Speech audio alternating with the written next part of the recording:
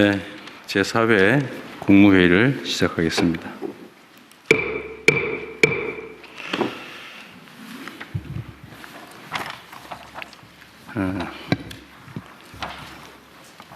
지난달에 수출이 1월 기준으로는 사상 최초로 600억 불을 돌파했다고 합니다. 내용을 보면 주력 품목 대부분의 수출이 늘었고 또 시장 다변화 흐름도 한층 공고해졌습니다. 이러한 지표 개선이 실제 우리 국민들의 삶을 변화시키는, 그리고 국민들이 체감할 수 있는 변화로 이어지기 위해서는 대기업, 수도권, 경력자 중심의 전통적인 시스템을 넘어서는 전략이 필요합니다. 더군다나 인공지능 대전환 가속화에 따라 경제 성과는 더욱 소수에 집중되고 일자리도 구조적으로 줄어들 수밖에 없습니다. 보다 많은 국민들께서 자유롭게 도전하고 또 혁신의 문을 두드릴 수 있도록 경제 체질을 완전히 바꿔 성장의 깊이와 폭을 넓혀야 할 때입니다. 이를 위해서는 누구나 아이디어만 있으면 창업할 수 있도록 창업의 문턱을 낮추고 파격적인 제도 혁신 그리고 자금 지원이 있어야 되겠습니다. 특히 창업 관련 규제 정반을 제로 베이스 차원에서 손볼 필요가 있습니다. 인공지능 시대에는 도전과 실패를 성공의 밑거름으로 삼는 사회가 현재의 위기를 넘어 더 큰 번영의 기회를 누릴 수 있습니다. 누구나 쉽게 창업에 도전하고 또 성공할 수 있는 창업 중심 국가로의 대전환에 정부 역량을 총 집중해야 되겠습니다. 날씨도 춥고 또 여러 가지 환경들도 어렵습니다. 이런 상황에서 어려운 이웃들에게 따뜻한 온기를 전하기 위한 희망 2026 나눔 캠페인 결과 사상 최초로 5천억 원이 넘는 금액이 모금됐습니다. 놀라운 일입니다. 이렇게 어려울 때 이렇게 많은 분들이 또 많이 모금에 참여해 주었다는 사실이 우리 사회에 새로운 희망을 보여준다고 보여집니다. 동참해 주신 많은 국민 여러분께 깊이 감사하다는 말씀을 드립니다. 복지 사각지대에 놓인 국민들을 지원하기 위한 그냥 드림 사업도 현장에서 상당한 호응을 얻고 있습니다. 혹시 그냥 드림 사업이 뭔지 모르시는 우리 국민들이 계실 것 같아서 간단히 말씀을 드리면 누구나 언제든지 최소한의 먹거리는 제공해 드린다, 그런 뜻입니다. 이 정책을 이제 구상하게 된 계기는 사실 배가 고파서 계란 한 판 훔쳤다가 구속된 사람들 이야기여서 그 단순한 한 끼 때거리가 없어서 이 범죄를 저지르고 또 그에 따라서 뭐 수사를 하고 구속을 하고 관리를 하는 이 엄청난 비용을 왜 드려야 되느냐. 그냥 계란 한 판 훔치는 대신에 한 끼 때울 수 있도록 우리가 음식물 제공을 하면 이런 사회적 낭비도 줄이고 또 불필요하게 누군가 처벌받는 그런 어려운 상황도 막을 수 있다는 생각에서 아무나 2만 원 정도 범위 내에서 식사할 수 있도록, 먹을 수 있도록 음식물을 그냥 제공하는 사업입니다. 뭐 처음에는 이렇게 하면 뭐 아무나 와서 뭐 벤츠 타고 와서 집어 가고 그러지 않겠냐 이렇게 얘기했지만 혹시 그런 일이 있다 치더라도 그게 얼마나 되겠습니까?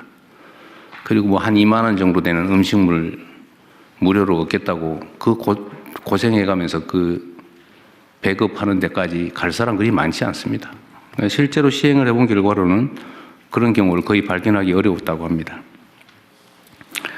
본인들 직접 어려움을 겪는 당사자뿐만이 아니라 혹시 주변에 그런 분들이 계시면 지금은 전국에 150군데가 넘는 곳이 이런 사업을 하고 있기 때문에 최소한 굶지 않도록 음식물을 제공하는 그런 그냥 드림 센터가 있으니까 주변에 이런 시설 정책을 이용할 수 있도록 많이 알려주시기 바랍니다. 오는 5월에 본 사업을 또 확대합니다.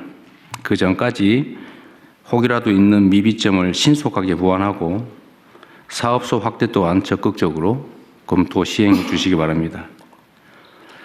희망은 나눌수록 커지고 연대는 실천할 때 더 단단해진다고 합니다.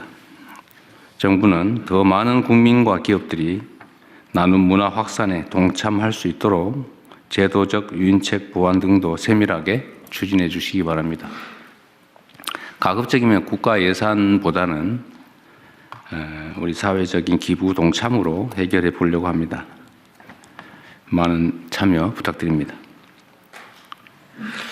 그리고 실제 사례 중에 이런 것도 있었습니다. 어떤 분이 할머니가 음식물이 부족해서 이걸 받아가지고 갔다가 언젠가 또 시간이 지나고 보니까 그 할머니가 자기가 너무 많은 음식물을 제공받게 됐다. 라면 이런 거 제공받아서 다른 사람들도 좀 주라고 도로 또 거기에 갖다 놓고 간 분도 있었다고 해요. 그렇게 따뜻한 곳이 바로 우리 대한민국이기도 합니다. 고병원성 조류 인플루엔자 그리고 아프리카 돼지열병이 계속 발생하고 있습니다. 그리고 지난 주말에는 인천 농가에서 구제역이 발병했다고 합니다. 방역 당국은 가축 전염병 확산 차단에 가용한 수단을 모두 동원하고 정부의 방역 대책에 적극 협력한 농가들이 피해가 확대되지 않도록 피해 보상이 가능하도록 잘 챙겨주시기 바랍니다. 그리고 이 현장에서 방역 공무원들이 참 고생을 많이 합니다. 이 방역 공무원들의 안전에도 신경 써주시고 이들이 그 고통에 대해서 그 고생에 대해서도 보상받을 수 있도록 잘 챙겨주시면 좋겠습니다. 곧 설 명절이 다가오기 때문에 물가 안정에 총력을 기울여야 합니다. 정부는 주요 성수품 공급 확대와 농축산물 할인 지원 강화 등을 포함해서 적극적이고 선제적인 장바구니 물가 대책을 빠르게 집행해 주시기 바랍니다. 네, 이상입니다. 이후 회의는 국무총리께서 진행해 주시겠습니다. 네, 저도 한 말씀만 그러시죠. 드리고 시작하겠습니다. 강화군 색동원 성추행 진상규명과 피해자 보호를 지시했습니다. 10년 이상 정부, 지자체, 관련 기관 어디서도 걸러내지 못했다는 것이 충격입니다. 신속한 수사를 챙기고 사회적 약자 이용시설 전체에 대한 점검 작업에 들어가겠습니다. 기술 유출 혐의로 원자력 안전기술원 전직 원장이 기소되고 방첩사의 민간인 사찰 흔적이 발견되고 구시대적인 간부 모시는 날이 지자체 등에서 여전하다는 보도가 나왔습니다. 이러한 구조적 개인적 문제점을 원천 근절하기 위해서 총력을 다하겠습니다. 부동산 정책도 비리 근절도 공직기강도 한다면 하는 대통령이고 정부이고 총리라는 것을 확실하게 보이겠습니다. 올 중반으로 예정되어 있는 업무 보고가 성과 보고가 될 수 있도록 각 부처의 핵심 과제를 직접 챙기는 군기반장 역할을 올해는 하겠습니다. 이런 각오와 방향을 대통령님께도 말씀드린 바 있습니다. 모든 정부 관계자들도 긴장하고 명심하고 새로 시작하는 각오로 해주시기 바랍니다.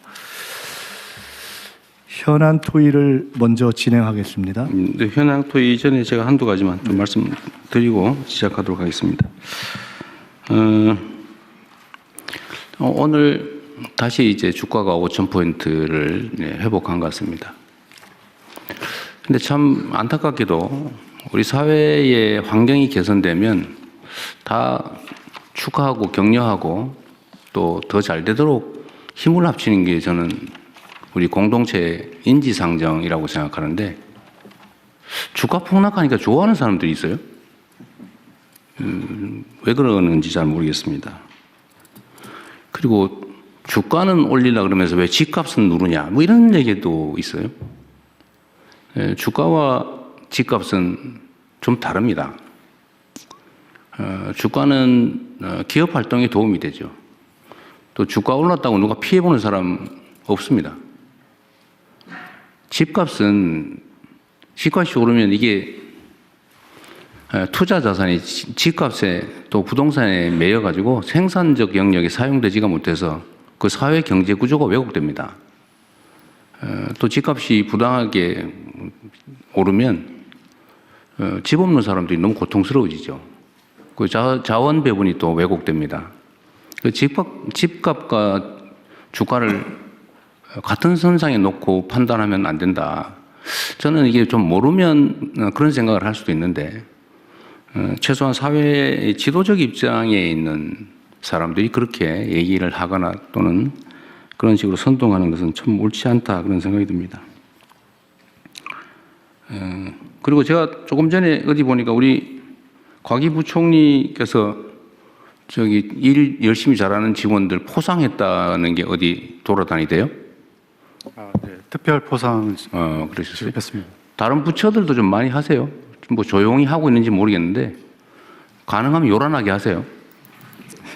왜냐하면 이게 이제 공직사회가 이게 너무 이렇게 딱딱하고 야단만 치고 맨날 좀 그래서 좀 이렇게 의욕이 잘 안 생기는 경우들이 있는데 공직자들이 적극적으로 능동적으로 일을 해야 사회가 발전이 됩니다. 우리 사회의 가장 강력한 집단이 공직사회죠, 사실은. 규모도 가장 크고 영향력도 큽니다. 여기가 이 공직 구성원들이 의욕을 가지고 적극적으로 능동적으로 일할 때 하고 막 시키는 거나 겨우 하고 뺀질뺀질 거리고 의무 외에는 안 하고 이렇게 되면 절대로 안 되죠. 그래서 포상이나 칭찬도 좀 많이 하십시오. 1,000만 원, 뭐 350만 원 이렇게 주시고 그랬더라고요. 네, 뭐 잘하셨어요. 네, 많이 주세요. 계속하겠습니다. 네. 다른 부처들도 좀 하세요. 직원들 잘하는 거 발굴해가지고. 그래야 또 공직자로 국가와 국민을 위해서 봉사하는 재미가 있지 않겠습니까? 그리고 우리 법무부 오늘 대검찰청 보고가 하나 있네요. 민생침해사범. 이건 일단 보고 별도로 하실 거죠? 예, 그렇습니다. 문서인데, 예, 그러십시오. 그렇게 하고. 하여튼 요새 대한민국 물가가 전 세계에서 가장 높은 축에 속하는데 뭐 여러 가지 이유가 있겠지만 뭐 부동산도 한 원인이겠고 또 하나는 이게 독과점적 지위를 남용해가지고 그 과도하게 높이 가격을 책정하는 것도 한 원인인 것 같아요. 똑같은 조건에서 외국보다 우리나라가 훨씬 더 비싼 거 이해하기 어렵죠. 그런데 이게 검찰이 어쨌든 민생사범 단속을 잘 해가지고 상당한 성과를 냈는데 정말 잘하셨습니다. 이게 원래 할 일이고 또 역량도 있는 조직인데 앞으로도 이런 민생사범 단속은 좀 철저히 해주시기 바라고요. 좀 이따 보고할 때 한꺼번에 얘기하도록 하겠습니다. 네, 그 준비된 안건 토의 시작하시죠. 네. 연명 의료 결정 제도 개선 및 활성화 방안 보건복지부 장관께서 발제해 주시기 바랍니다. 네, 복지부 장관입니다. 연명의료 결정제도 개선 및 활성화 방안에 대해서 보고드리겠습니다. 보고 배경입니다. 2018년 연명의료 결정법 시행 이후 연명의료를 받고 싶지 않다는 비율은 77%까지 높아지고 있으나 실제 연명의료를 시행하지 않거나 중단한 환자는 전체 사망자의 19.5% 수준입니다. 보건복지부는 생애 말기 존엄한 삶을 위해 연명의료 결정제도를 활성화하고 생애 말기 돌봄 체계를 구축하고자 합니다. 문제점입니다. 먼저 죽음에 대한 논의를 기피하는 문화, 연명의료의 상담과 정보 접근성의 제약으로 연명의료에 대해 사전에 충분히 고민하기 어려운 여건입니다. 사전 의향서가 있어도 연명의료를 중단, 유보할 수 있는 임종 과정에 대한 판단이 어렵고 수행 가능한 의료기관이 부족합니다. 연명의료 중단 이후에 선택할 수 있는 생애 말기 돌봄 서비스가 부족한 실정입니다. 말기 암 환자의 호스피스 이용률은 27.2%입니다. 다음은 개선 방안입니다.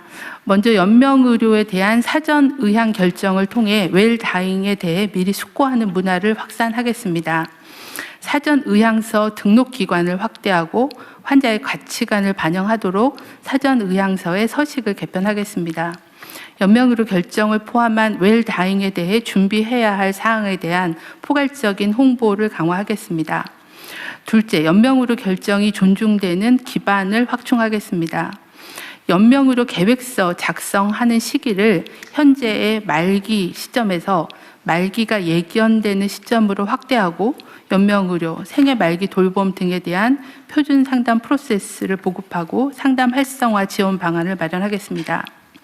현재 임종기로 한정되어 있는 연명의료 유보 중단 가능 시기에 대해 사회적 합의를 거쳐서 적용 범위를 말기까지 확대하고 구체적인 기준을 마련하겠습니다. 무연고자와 고립 단절 노인 등에 대한 연명의료 결정을 위해 법령 보완 방안을 마련하고 연명의료 수행 의료기관도 확대하겠습니다. 셋째, 연명의료 결정 이후 존엄한 생애 말기와 임종 지원을 위한 체계를 구축하겠습니다. 의료기관 호스피스를 확충하고 말기 환자에게 적용할 수 있는 표준진료 가이드라인을 보급하겠습니다. 요양시설에서는 임종 돌봄에 대한 계약의사의 역할을 강화하고 종사자 교육, 임종실 설치를 확대하겠습니다. 가정형 호스피스, 재택의료센터 등을 확충하고 통합돌봄과 연계하여 재가 임종 방안을 마련하겠습니다. 또한 자택 임종 시에 사망을 확인하는 절차에 대해 관계부처와 협의하여 개선 방안을 마련하고 생애 말기 돌봄 서비스에 대한 통합적이고 체계적인 정보 제공을 강화하겠습니다. 향후 계획입니다. 웰다잉에 대해 숙고하는 문화를 확산하기 위해 공공기관, 유관단체 등과 협업하여 웰다잉 문화와 관련 제도에 대한 통합적이고 체계적인 정보 제공과 상담, 연계를 추진하겠습니다. 전문가, 국민이 참여하는 공론화를 통해 제도를 개선하고 생애 말기 돌봄 서비스 확대를 위한 거버넌스도 강화하겠습니다. 이상 보고를 마치겠습니다. 네, 다른 부처들 의견 있으면 말씀하시고요. 예, 법제처장입니다. 네. 지금 사전 연명 의료 의향서를 등록할 수 있는 기관이 현행법 11조에 보면은 보건소뿐만 아니라 공공기관까지도 포함이 되어 있습니다. 근데 공공기관 이외에 주변에서 쉽게 접근할 수 있는 주민센터 같은 곳으로도 확대하는 게 연명의료 의향 등록을 활성화하는 길이 아닌가 싶고요. 한 가지 더 말씀드리면 자택 사망 병원에서 연명 치료를 하지 않으면 호스피스 시설에 들어가거나 자택이 있어야 되는데 호스피스 시설은 굉장히 제한되어 있고 결국 자택에서 사망을 해야 되는데 자택에서 사망할 경우에는 이 경찰에서는 변사 사건으로 일단은 봅니다. 그래서 병원으로 가서 사체 검안서라든가 진단서를 요구하는데 굉장히 형식적이고 떠넘기기식이고 병원에서도 사실상 한쪽 구석에 방치되어 있다가 하루 이틀을 그냥 보내기도 합니다. 그래서 이런 문제는 반드시 해결이 돼야 될 것 같습니다. 좋은 지적 같습니다. 이게 개인적 경험 얘기하기는 좀 그런데 아주 오래전이긴 한데 제 선친께서 돌아가시고 난 다음에 사체 검안서 떼느라고 엄청 고생했어요. 근데 아마 앞으로도 똑같이 오히려 더 엄격해질 가능성이 많은데 그 법제처장 지적이 일리가 있습니다. 잘 챙겨봐 주시고요. 네, 또 없으면 저도 의견 하나 말씀드리도록 할게요. 하여튼 이게 이미 이제 회생불능이고 이제 사망에 임박했고 치료한다고 개선되지도 않고 고통만 심한 이런 경우에 그냥 단순한 연명을 위한 강제 호흡이라든지 강제 급식 이런 것들을 이제 더 이상 안 한다 그런 얘기죠. 그걸 안 하겠다라고 본인이 네. 의사표명을 하면 그런 연명 치료를 안 하는 호흡기를 떼는 그런 조치를 하도록 허용한다 그 말이죠. 연명 의료를 시작하지 않거나 중단하겠다라는 중단한다. 겁니다. 근데 지금 현재 어쨌든 개인적으로도 고통스러운 일이기도 한데 떠날 때 깔끔하게 이렇게 좀 하고 싶은데 그걸 막 지연시켜서 고통스럽다 가족도 본인도 그런 문제인데 좀 그렇긴 하지만 이게 건강보험료 지출도 그 피보험자의 이제 일생을 기준으로 하면 나이 들어서 사망 직전 치료비가 엄청나게 들어가고 그 중에서도 임종 직전이 더 압도적으로 많이 들고 그런다고 하더라고요. 비율이 얼마 정도 됩니까 혹시? 금액을 정확하게 제가 추산해서 기억하지 못하는데요. 이제 사망 직전의 1년이나 뭐 그 시기에 치료비가 제일 많이 집행되는 걸로 예, 평가하고 있습니다. 뭐 70%, 80% 이런 얘기도 있던데. 네, 네. 그 정도 비율입니다. 형님, 저 돌아가시기 3개월 전에 약 60% 의료 수가를 쓰고 사망을 3개월 전에? 네. 낫지도 않으면서 그러니까 연명 치료하면 엄청난 비용이 들어가요. 그렇습니다. 네, 이거 본인도 괴롭고 가족들도 힘들고 네. 건강보험료도 그렇고 뭐 하여튼 그런 문제가 있어서 이거를 본인이 원하면 더 이상 하지 않는 걸로 하자. 본인과 가족이 동의하에 예, 본인도 동의해야 되고 가족도 동의해야 돼요. 네. 일단은 본인이 사전에 의향서를 먼저 써놓으면 본인 의사가 확인이 되고요. 그다음에 말기 환자라고 하면 의사하고 상담해서 연명의료 계획서를 환자랑 의사가 쓰면 본인의 의사로 연명의료를 중단할 수 있는데 그걸 사전에 해놓지 않으면은 그다음엔 가족의 동의가 있으면 가능합니다. 하여튼 이건 매우 중요한 제도고 하여튼 이게 불편하지 않도록 또 어쩌면 쉽게 할 수 있는 거 외에 저는 뭐 일종의 인센티브라도 있으면 좋겠어요. 그게 뭐가 될지 모르겠는데 사회적으로도 이익이기 때문에 그 점을 잘 조정을 할 필요가 있지 않을까 싶습니다. 네, 현재 저희가 생각할 때는 연명의료를 안 하겠다고 결정을 하면 사망하실 때까지 제대로 된 말기 돌봄이 가야 되거든요. 근데 통증 관리나 아니면 다른 관리들이 이제 병원이나 재가에서 돼야 되는데 그런 제공 기관이 좀 부족하다 보니 연명의료를 결정하더라도 제대로 된 임종 서비스를 못 받는 문제가 좀 있어서 그 부분을 저희가 확충하는데 복지부가 집중하려고 하고 있습니다. 특히 최근에 이제 지역사회 통합 돌봄이 활성화가 되기 때문에 재택에서도 그런 임종 돌봄을 받을 수 있게 네. 그 부분에 대한 거를 뭐 수가나 아니면은 이제 매뉴얼 같은 걸 만들고 또 의료진에 대한 교육을 해서 재택 임종을 강화하는 네. 부분들, 호스피스 강화하는 부분들을 계획을 하고 있습니다. 그러니까 연명 치료 안 하고 재택 임종을 할 경우에는 인력과 비용이 더 들겠죠. 그런데 그게 병원에서 연명 치료를 하는 것보다는 훨씬 적게 들겠죠. 네, 그렇습니다. 그럼 과감하게 투자를 하는 게 맞죠. 네. 네. 그렇게 하십시오. 기획을 좀 해서. 네, 추가적 의견 없으시면 이상으로 토의를 마치고요. 해당 사안에 대해서는 다음 부처 보고를 하겠습니다. 다주택자 양도소득세 중과 유예 종료 및 보완 방안을 재정경제부 장관께서 보고해 주시기 바랍니다. 예, 다주택자 양도소득세 중과 유예 종료 및 보완 방안에 대해서 보고를 드리겠습니다.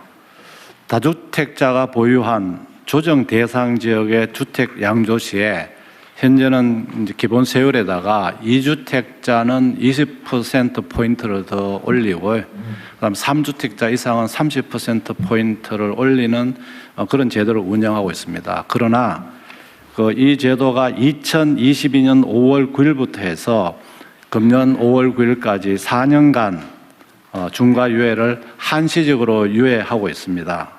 하지만 그동안에 저희들이 정책을 운영한 결과 정책 신뢰성은 제한되면서 또 비정상적 불공정한 형태의 어떤 그런 유발 현상이 나타났기 때문에 이제는 좀 정상화할 필요가 있다는 이런 생각에서 이번에 이제 중과 유예를 종료할 예정입니다. 그러나 지금 그동안에는 이제 부동산 거래 관행이라든지 또는 최근에 그 조정 지역을 확대한 경과 등을 감안해서 시장에서의 현실은 감안하면서 또 국민 불편을 최소화하는 방안을 저희들이 오늘 제안하고자 합니다. 첫 번째는 강남 3구와 용산 등 기존에 이 제도를 적용하고 있던 지역에 대해서는 원칙적으로 5월 9일까지 잔금을 다 납부해야지만 이 유예를 받을 수 있겠습니다만 너무 기간이 촉박한 관계로 5월 9일까지 계약만 하고 3개월 이내에 잔금 또는 등기를 하는 경우까지도 저희들 시장에 어떤 할 수 있는 적응력을 높이는 방안을 하려고 하고 있고요. 이 외에 금년 10월 15일에 신규 지정된 조정 지역은 5월 9일까지 계약을 하고 3개월은 좀 짧을 것 같아서 6개월 내에 잔금을 지불하거나 등기를 하는 경우까지 유예를 하는 방안을 오늘 제안을 드립니다. 오늘 국무회의 토의 결과와 여론 수렴 등을 거쳐서 조속히 다주택 중과 유예 종료 방안을 마련해서 법령 개정 등 사후 절차를 추진할 계획으로 있습니다. 중과 유예 종료에 따른 토지 거래 허가제 보완 그리고 편법 정려 등 이상거래 단속 강화 등 관계부처의 적극적인 협조를 요청드리겠습니다. 이번이 아마 중과를 피할 수 있는 마지막 기회라고 생각하고 아마 이런 기회를 이용해서 국민들께서 중과를 받으시는 일이 없도록 했으면 좋겠습니다. 이상 보고를 마치겠습니다. 재경부 장관님 네. 말씀 도중에 아마라는 표현을 2번 하셨거든요. 예. 아마 없습니다. 아마 없습니다. 알겠습니다. 아마가 아니고 이게 지금 저는 정책의 신뢰나 예측 가능성이 정말로 중요하다고 생각하는데 예를 들면 이게 4년을 유예한 게 아니고 1년씩 3번을 유예해 온 거예요. 1년 이번에는 끝이야. 또 가가지고 또 이번엔 진짜 끝이야. 또 가가지고 진짜 끝이야. 그다음에 진짜 이번에는 진짜 정말 끝이야. 이러면 이게 누가 믿겠냐고요. 그래서 아마 타성이 붙은 것 같습니다. 아마 하지 말라니까. 어쨌든 정책은 약간의 부당함이 있더라도 한번 정하면 그대로 해야 돼요. 보완은 그 후에 다른 방식으로 해야지. 그 자체를 밀어버리거나 변형을 해버리면 정책을 안 믿게 되죠. 네, 그렇게 하도록 하겠습니다. 그리고 믿은 사람만 손해 보잖아요. 안 믿은 사람은 득보고 믿은 사람은 손해 보고 정부 정책을 잘 따른 사람은 상대적으로는 손해 봤다는 느낌 들고 안 따르고 버티고 힘써 가지고 바꾸는데 영향을 줘서 바꾼 사람만 득보고 이러면 이게 공정한 사회가 되겠습니까? 비정상적인 사회로 자꾸 하잖아요. 그래서 앞으로는 그런 거 절대 없게 하도록 해야 됩니다. 네, 원칙대로. 원칙적으로 하고 이게 이제 이 문제뿐만이 아니라 다른 문제도 비슷해요. 정책을 준비하고 발표할 때 정말로 치밀하게 시뮬레이션하고 그래서 언제나 레드팀이 꼭 있어야 됩니다. 반박해보고 그리고 가능하면은 이해관계자들 의견도 다 듣고 또 소위 많은 사람들이 지켜보는 가운데 브레인스토밍을 해가지고 모든 가능성을 다 점검을 해야죠. 그리고 우리 사회는 부동산 투자, 부동산 거래와 관련해서는 정말 수십 년간 만들어준 신화가 있어요. 신화. 불패 신화. 그리고 여기에 또 너무나 많은 사람들이 또는 힘 있는 사람들이 이해관계를 갖고 있기 때문에 정책 변경이 너무 쉬워요. 그래서 사람들이 그렇게 믿게 된 겁니다. 이거 끝나면은 결국은 매물이 잠길 거고 매물이 잠기면은 매물을 팔게 하기 위해서 또 연장할 거고 뭐 이렇게 생각하잖아요. 지금도 사실 그 생각을 하고 있어요. 그리고 5월 9일 지나서 안 하면 어떡할 건데 버티면은 언젠가는 집 거래를 하기 위해서 또 뭐 풀어주겠지 이렇게 믿잖아요. 그래서 이 가능성을 원천적으로 봉쇄해야 됩니다. 그래서 제가 그 말씀을 드리는 거예요. 대한민국의 부동산 이 문제는 정말 이 사회 발전을 통째로 가로막는 아주 암적인 문제가 됐어요. 부동산 거래하는 사람이 나쁘다는 얘기 아닙니다. 그건 시스템이 사회가 그렇게 허용하니까 그렇게 하는 거예요. 근데 그 정책을 제대로 못 만든 또는 의지를 갖지 않은 그 결정권을 권한을 가진 사람이 문제인 거죠. 최소한 국민주권 정부에서는 그렇게 하지 않는다. 그리고 정책을 만들 때는 이 부동산에 대한 욕구는 워낙 강렬해서 구멍이 정말 바늘 구멍만한 틈새만 생겨도 그게 확 커져가지고 댐이 무너지듯이 무너진단 말이에요. 그래서 정책 입안 과정에서 정말로 치밀해야 돼요. 알겠습니다. 완벽하다 싶을 정도 치밀해야지 아마 이렇게 하면 안 돼요. 네, 알겠습니다. 그 절대 안 돼요. 아마. 예? 0.1%가 안 돼요. 완벽하게. 그래서 이 정책의 신뢰, 안정성이 꼭 담보돼야 되겠다. 그 말씀 드리고요. 그러면은 이번에 매물 잠기면 어떡할 거냐. 버티는 게 이익이냐 아니냐 이것도 합리적으로 판단해야죠. 지금 뭐 일부에서 정부에 관계된 사람들 중에 다주택 있는데 니그부터 먼저 팔아라고 시켜야 되는 거 아니냐 이렇게 얘기하는데 저는 이것도 문제가 있다고 생각합니다. 제가 예를 들면 누구한테 이거 팔아라고 시켜서 팔면 그거는 그 정책이 효과가 없다는 뜻이에요. 제발 팔지 말고 좀 버텨줘 라고 해도 팔게 상황을 만들어야죠. 그 시켜서 억지로 파는 건 의미 없어요. 아, 파는 게 이익이다. 지금 다주택을 해소하는 게 경제적으로 이익이다라고 합리적 판단이 가능하게 제도를 만들어야죠. 그런 제도를 만들 권한이 없거나 제도적 장치가 부족한 게 아니잖아요. 할 거냐 말 거냐만 남는 거지 얼마든지 할 수 있지 않습니까? 다만 이제 정치적인 정무적인 문제가 남겠죠. 그런데 대한민국에서 이 부동산 투기, 부동산 불로소득 공화국이라고 하는 것을 시정하는 것만큼 중요한 국가적 과제가 어디 있겠습니까? 그 이번에 안 하면 완전히 잃어버린 20년 뭐 이렇게 돼가지고 나라가 정말 심각한 위기에 처할 때, 즉 풍선이 터질 때까지는 그냥 그대로 쭉 달려갈 가능성이 높아요. 지금이라도 막아야죠. 그래야 피해가 최소화됩니다. 지금 단계에 할 수 있는 최선을 다하는 거고, 버티는 게 손해인 걸 설계를 해야죠. 네. 그거 할 수 있잖아요, 그죠? 네. 지금 규칙 따라서 하는 게 현실적으로 이익이라는 객관적인 믿음을 만들어야죠. 그래서 이번에 또 했더니 또 안 되더라 이러면 이 앞으로 남은 4년 몇 개월 이 국정을 이끌 수가 없습니다. 그래서 반드시 이번에는 완벽하게 합리적으로 공정하게 제도를 설계하고 집행을 하도록 준비를 하시기 바랍니다. 네. 그리고 5월 9일까지 어쨌든 만료를 하는데 계약한 원래는 잔금까지 내야 되는 거긴 하지만 5월 9일을 양보할 수는 없고 네. 5월 9일로 하는데 다만 시간이 너무 짧고 정부에서 이렇게 앞으로 뭐 또 연장하겠지라고 이렇게 부당한 믿음을 갖게 하는데 책임이 있습니다. 이때까지 계속 그랬으니까요. 앞으로도 연장할 가능성이 있다고 믿게 만든 정부가 잘못이 있으니 이번에 한해서 계약한 거는 인정해 주자. 그때까지. 네. 그리고 기존의 것은 3개월. 그러니까 8월 9일까지. 네. 그다음에 작년에 새로 조정 지역으로 편입된 지역은 기간이 짧으니까 거기는 11월 9일까지 6개월까지 잔금이나 중도금을 잔금 내고 등기 내면 네. 면제 중과세 면제해 준다. 어쨌든 그렇게 하시고요. 앞으로는 아마는 없다. 네. 확실하게. 확실하게. 들어가자. 네. 알겠습니다.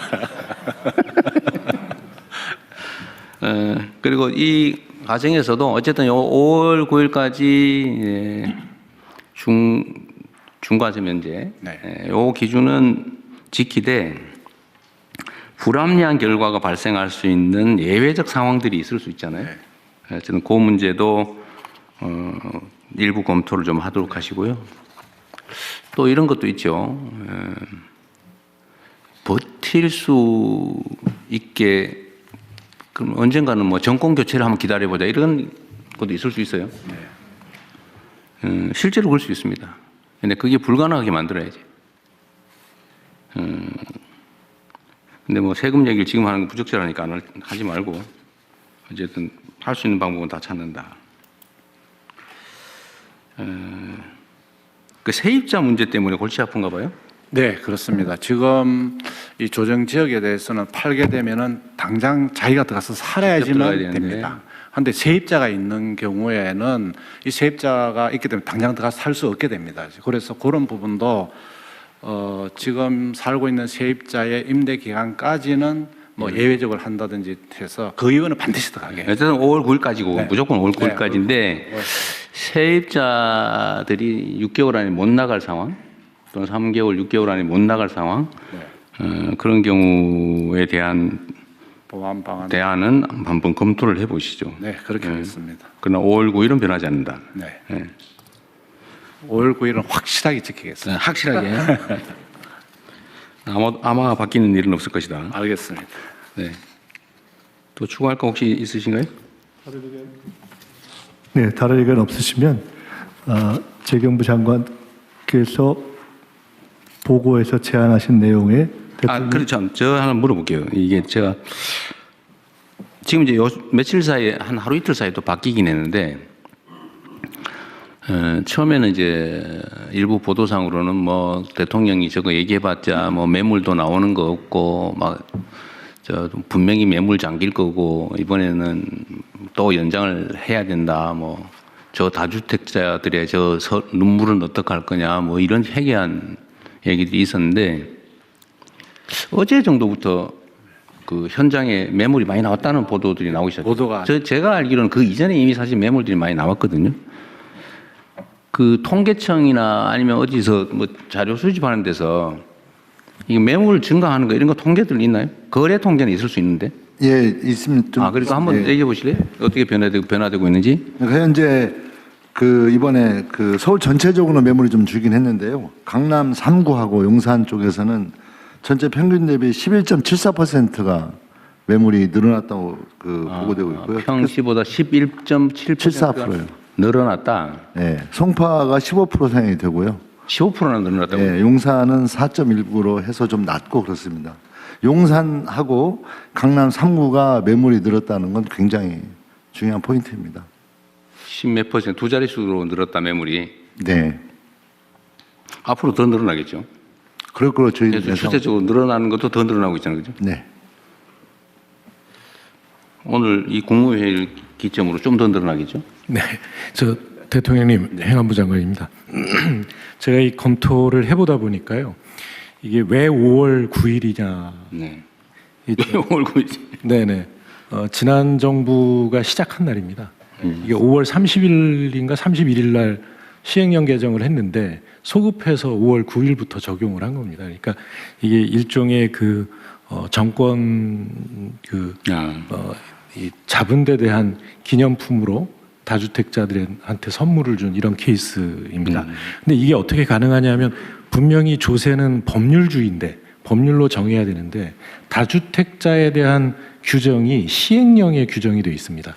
그러니까 다주택자에 대한 세율은 법에 정해 있는데 누구를 다주택자로 볼 것이냐라고 하는 게 시행령으로 정해져 있다 보니까 그거를 조정해서 시행령에서 일종의 감세를 한 겁니다.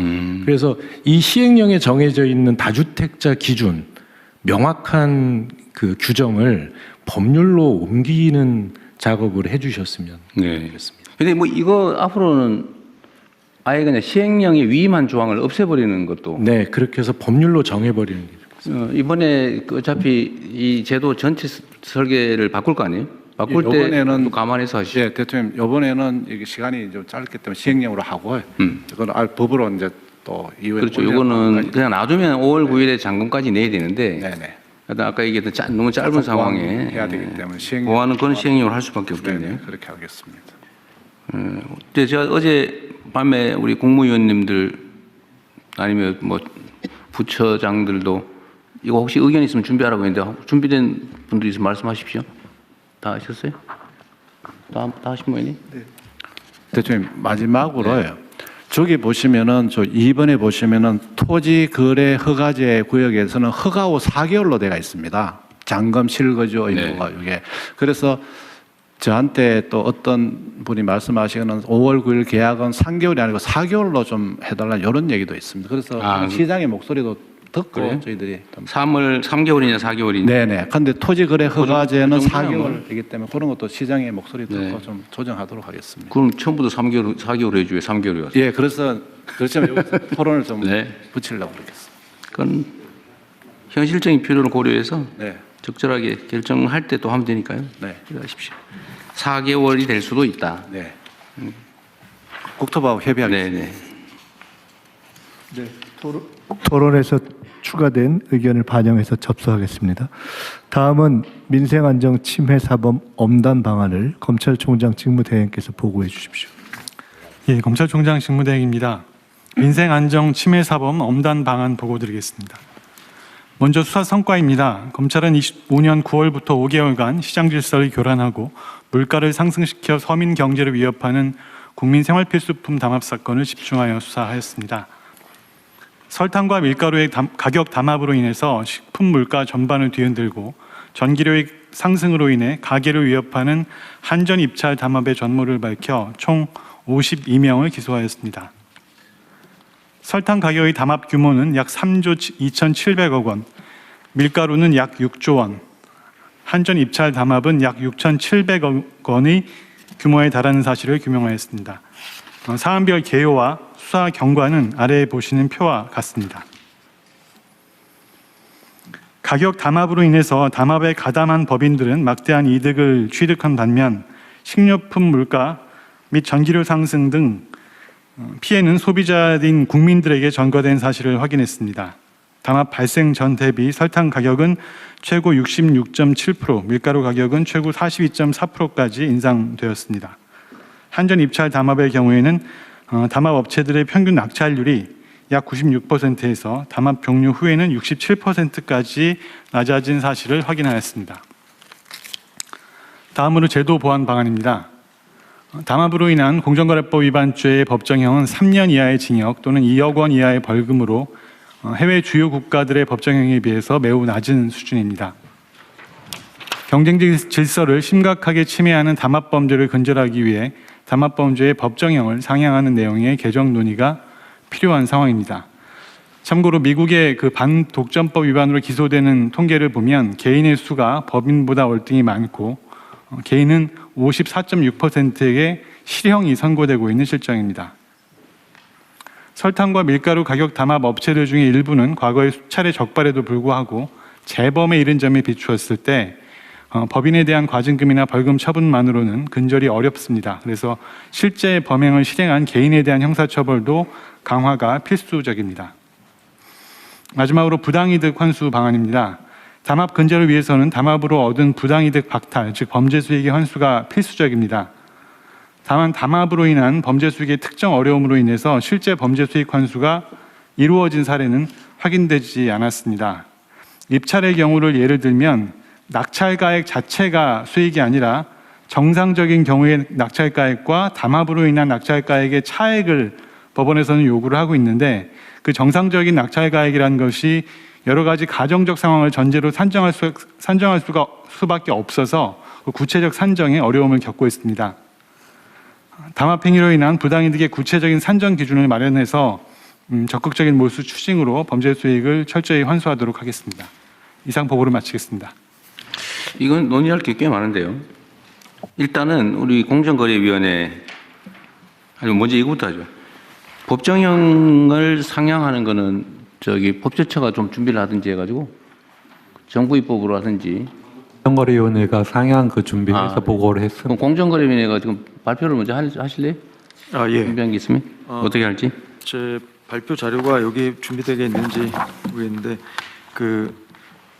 설탕 사건은 24년부터 공정위가 조사해 왔고 24년 말에 이제 공정위와 검찰에 자진 신고가 들어왔었고요. 공정위 조사는 지속돼서 25년 9월쯤에 이제 마무리 단계였고 그때 이제 검찰이 고발 요청을 했고 공정위 고발했고 그래서 이제 검찰 고발과 공정위 조사 마무리도 동시에 진행되고 있습니다. 공정위 심의는 2월 11일 날 있습니다. 밀가루 사건은 제가 취임한 후 첫 번째 직권조사 사건이고요. 10월부터 공정위 조사가 시작되었고 지금 조사 마무리 단계이고 검찰 고발 요청도 최근에 들어왔고요. 그래서 공정위 고발했고 검찰도 지금 조사하고 있고요. 그래서 밀가루는 3월 초쯤에 공정위 조사는 완료될 거고 심의는 그로부터 2개월에서 3개월 후에 진행될 예정입니다. 가스 절연 개폐 장치 같은 경우는 공정위 과징금 처분이 이미 25년 1월에 완료됐고요. 그래서 400억 조금 못 되는 과징금이 부과됐고 6개 법인이 24년 말에 고발되었고요. 지금 검찰 조사도 지금 진행되고 있습니다. 지금 관련 부당이익 환수를 위해서는 현행 담합은 관련 매출의 20%까지 그 과징금을 부과할 수 있습니다. 그래서 지금 현재 이런 과징금 상한을 20%에서 30%로 상향하는 공정거래법 개정안을 준비 중이고요. 그리고 실효성 있는 과징금 부과가 될 수 있도록 시행령과 과징금 고시 등을 통해서 상한에서 너무 낮아지지 않도록 담합의 중대성이 중간이나 심각할 때는 하한까지 둘 수 있는 시행령 혹은 과징금 고시를 개정하도록 할 것입니다. 그리고 물가 원상 복구를 위해서 공정위가 지금까지 이제 가격 재결정 명령을 아주 소극적으로 활용했었는데 지금부터는 보다 적극적으로 가격 재결정 명령을 시정 명령으로서 활용할 수 있도록 그 참고로 있는 그 시정 조치 운영 지침도 좀 개정할 예정입니다. 그리고 이상입니다. 우선 제가 궁금한 거 아까 과징금을 400억 했다는 게 어떤 거에 대한 400억이에요? 한전의 가스 절연 개폐 장치 담합 사건. 오늘 이 사안 아니고 이 사안까지 한전의 입찰 담합 이 얘기하는 그 사안 맞습니다. 그 사안입니다. 담합 규모가 6,776억인데 400억 했으면은 몇 프로이기? 391억 정확한 액수는 391억이고 7%밖에 안 돼. 예, 그렇습니다. 왜 7%밖에 안 했어요? 여기 20%까지 할 수 있다면서요? 그러니까 상한은 20%인데 현재 시행령이나 고시가 감면 규정이 많습니다. 그래서 그럼 그 빨리 고치십시다 그러면. 예, 시행령 이건 전에 한번 얘기했던 건데. 맞습니다. 예. 근데 왜 아직까지 소식이 없어요? 고치는데 상반기에 고치도록 하겠습니다. 고시 뭘 상반기에 해요? 지금 바로 하지. 준비 안 돼 있어요? 작년에 제가 얘기했던 건데. 준비돼 있고 지금 시뮬레이션을 통해서 그 사건들을 적용해서 그거를 시행령이나 규칙에 너무 자세히 정할 필요 없잖아요. 예. 적정하게 빨리 정하고 하도록 하겠습니다. 처분이야 그 범위 안에서 하면 되는 거지. 그거를 미리 다 모든 가능한 경우를 시뮬레이션에서 하려니까 너무 힘든 거 아닙니까? 예, 그래도 최대한 신중하고 사회적 일단은 시행령 고치 일단 너무 그 법률을 거의 뭐 무력화하다시피 너무 약하게 만들어 놓은 거 아니에요, 시행령을. 맞습니다. 예. 그 옛날에 그 시행령 누가 만들었는지 모르겠는데 그렇게 하면 안 되잖아요.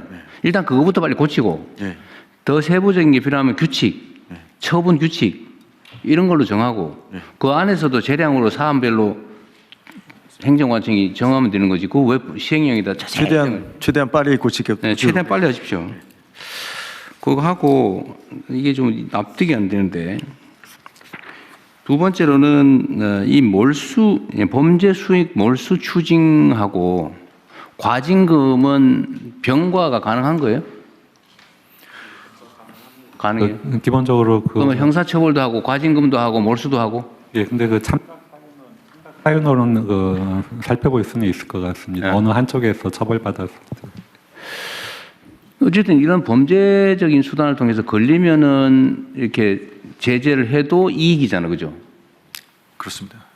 이게 이익이 기속되는 것은 소위 말하면 주주인데 이게 처벌받아봐야 고용사장 아니면 뭐 전무 뭐 이런 사람들일 거고 뭐 내려오면 과장 그럴 거고 이익은 다 남고 벌금도 얼마 안 되고 과징금도 얼마 안 되고 처벌은 자기가 안 받고 그러면 계속하죠.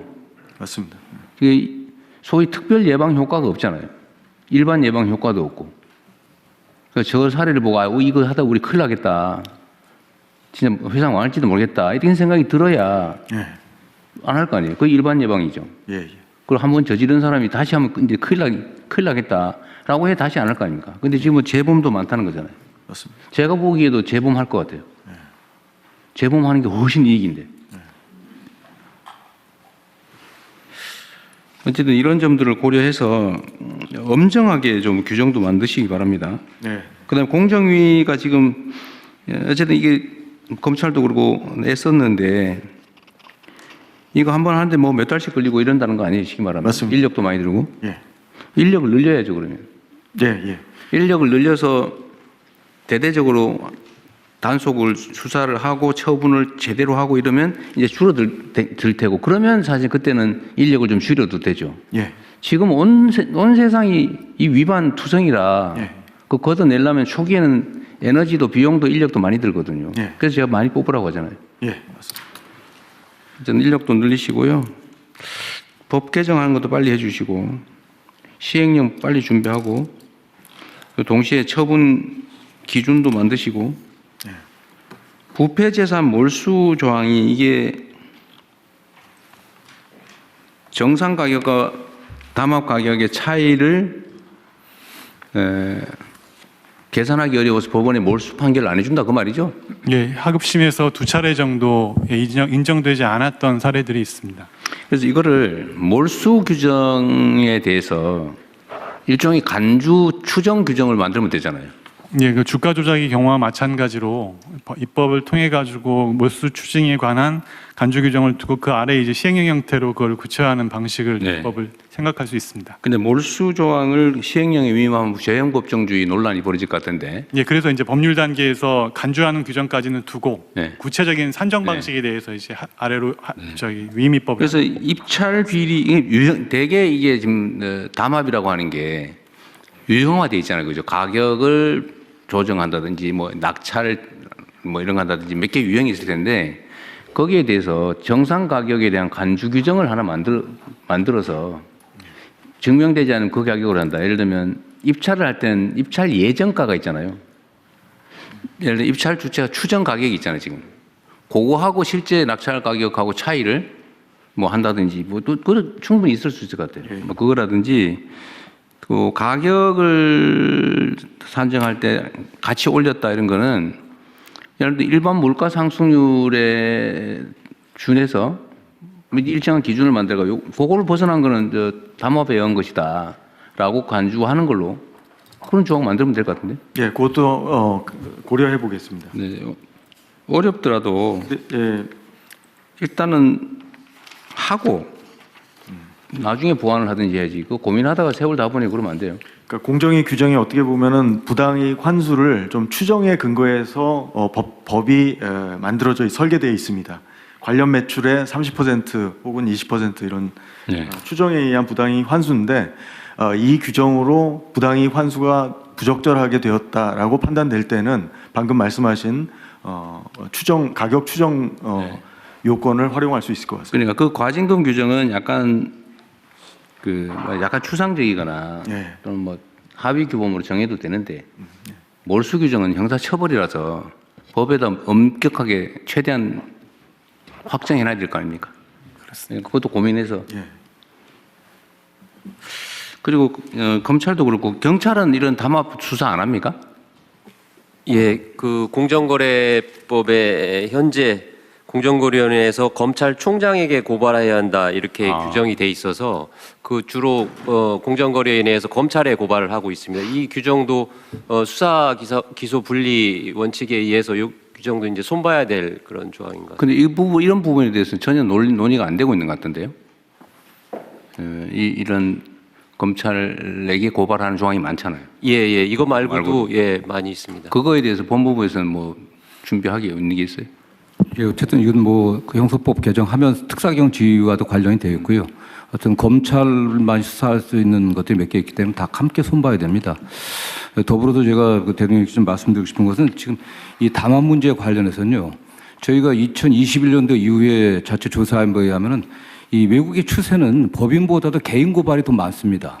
경쟁법에 있어서 부당 경쟁이라든가 불공정 행위에 관련해서는 미국이 가장 발달했는데 개인 고발이 훨씬 많은데 개인이 고발하는 아니 개인 고발 그 법인의 대표자 실행하는 개인을 저희 처벌하는 공정위에서는 2021년도 이후에 거의 개인 고발을 하지 않고 있습니다. 근데 법인에 대해서는 뭐 과징금을 낸다든가 상한 2억 정도의 벌금 갖고는 아무 의미가 없거든요. 그렇기 때문에 거기에 이 행위를 한 개인들 뭐 그게 실제 오너가 아니라고 하더라도 대표자라든가 실행행위에 가담한 계획 모의한 자들을 처벌해야 되는데 그 처벌이 없습니다. 나중에 법인만 고발하고 나서 나중에 검찰에서 개인 고발해라 고발 요청해 후서는 그때나 고발하고 있거든요. 지금 뭐 그 다음에 가장 큰 게 뭐냐면 공정위에서 열심히 하고 있는데 2021년도 이후에 공정위 고발 사건 중에서 조사 기간만 보통 뭐 1년 반 내지 4년까지 걸리는 게 있습니다. 근데 이게 3년 이하 징역이기 때문에 공소시효가 5년입니다. 5년 다 돼갖고 된 게 대부분입니다. 이 두 건도 마찬가지입니다. 그러니까 거의 다 넘어간다고 그냥 예, 하고 제가 있다고요. 조금 보완해서 말씀드리면 맞아 말씀하시고 하십시오. 그래서 그 부분에서도 사건 기간이 굉장히 고질적으로 장기화되고 있다. 그다음에 공소시효 임박해갖고 고발한 경우가 많다. 그렇게 있고요. 지금 뭐 공정위원장은 뭐 조사를 여기 나온 것처럼 담합이 지금 오랫동안 됐었는데 강제수사 이 표 보면 나오세요. 강제수사 좀 보여주시면 게시일 중에서 수사 기간은 대개 뭐 얼마 되질 않습니다. 실제로 굉장히 급박해갖고 저희들이 수사를 했는데 이 자체 촉발하고 하는 게 이 리니언시 때문에 면책 조항이 있어갖고 다른 경쟁사에서 조그만 경쟁사에서 자체 제보를 검찰에 한 겁니다. 검찰에 같이 한 게 아니라. 그리고 나서 검찰에서 이 설탕 담합 같은 경우는 3번이나 고발을 하라고 요청을 한 겁니다. 그래서 이게 고발이 된 거기 때문에 이 과정에 있어서 정말 신속하게 처음부터 개인까지 같이 고발하고 그다음 처음부터 이게 경찰이라든 검찰이라든 간에 긴밀하게 협조하지는 안 됩니다. 워낙 이게 압수수색할 양들이 굉장히 방대하거든요. 그리고 조사해야 될 게 많기 때문에 그런 면에서 이 조사라든가 공정위 조사와 검찰이든 경찰이든 초기부터 협력 단계 그런 구조가 좀 만들어져야 됩니다. 현재 그게 없습니다. 예, 공정위원장. 예, 뭐 지금 검찰에서 적극적으로 개인 고발을 하게 된 것에 대해서 저는 뭐 잘했다고 판단하고요. 그리고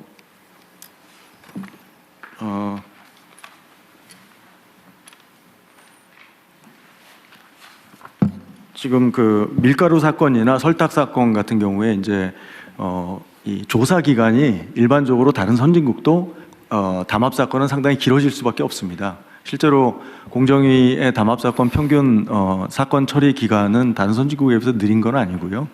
실제로 그 검찰에 이제 자진 신고했을 때 일반적으로 같이 신고합니다. 공정위하고 검찰하고 이게 일반적인 행태고요. 설탕 사건의 경우는 자진 신고 1순위, 2순위가 검찰하고 공정위가 달랐습니다. 그거 이제 자, 그런 얘기는 그냥 됐고요. 네. 하여튼 이 고발 문제도 범죄를 저지르면 원칙적으로 아무나 체포까지 할 수 있는 게 형사소송법의 대원칙인데 왜 공정거래 사건은 누군가가 꼭 고발해야 되고 고발 안 하면 수사도 못하고 기소도 못하고 처벌도 못하고 그게 말이 이상하지 않아요? 저번에 제가 공정위원장님한테 그 얘기 한번 취임 초기에 물어봤잖아요. 예. 전속 고발권 예. 왜 그런 게 필요하냐? 예. 그러니까 지금은 과거에는 고발권 독점했는데 지금은 그렇지 않습니다. 지금은 이제 검찰에서 고발 요청이 오면 공정위는 고발을 할 수밖에 없습니다. 지금 현행법상. 그리고 중기벤처부 장관도 고발 요청을 하면 저희가 고발할 수밖에 없습니다. 그러니까 지금 고발권 독점은 완화돼 지금 실질적으로 작동하지 않고요. 그런데 예를 들면 밀가루나 설탕 이런 거는 중소기업하고는 관계가 없고 일반 소비자가 피해를 보는데 소비자들은 그 비싼 빵 먹었지 않습니까? 네. 이때까지. 맞습니다. 근데 그 소비자들은 그걸 알아도 고발도 못 한다는 거 아니에요? 왜 고발을 꼭 해야 됩니까? 그러니까 이 공정위 권한이 너무 커요.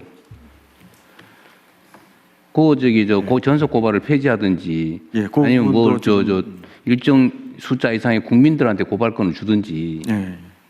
뭐 그렇게라도 좀 풀어야지. 이거를 제가 얘기를 들어보면 인력 부족 뭐 너무 많아서 그런다는데 아니 그렇게 너무 많이 위반하는 사회가 이상한 사회지. 그걸 고쳐야지. 어떻게 너무 많아서 고발된 사건만 그러면 자의적이 되잖아요. 다 위반하는데 이 중에 미운 사람 뭐 특별히 이유 있는 사람 거기만 고발해서 처벌하고 나머지는 해당도 그게 말이 됩니까 그게? 그게 정상 사회가 아니죠. 하여튼 지금 현재 공정위에서 고발권을 확산시키는 방향으로 지금 제도 개편안을 만들고 있습니다. 특히 지자체 쪽으로 고발권을 좀 확대하는. 좋은데 너무 오래 걸린다 그 말이에요. 예. 제가 얘기한 지 몇 달 된 것 빨리 같은데. 하겠습니다. 예. 어쨌든 그것도 좀 챙겨 보시고요. 예. 이게 이 부분만이 아니고 이게 이런 게 너무 많아요. 이 권한을 가진 사람들이 자의적으로 누구는 봐주고 누구는 선별해서 하고 이렇게 하면 그 사회가 정상적인 사회가 아니잖아요. 그 권력 남용의 가능성도 커지고. 이게 업무 보고 때 제기하셨던 문제인데요. 네.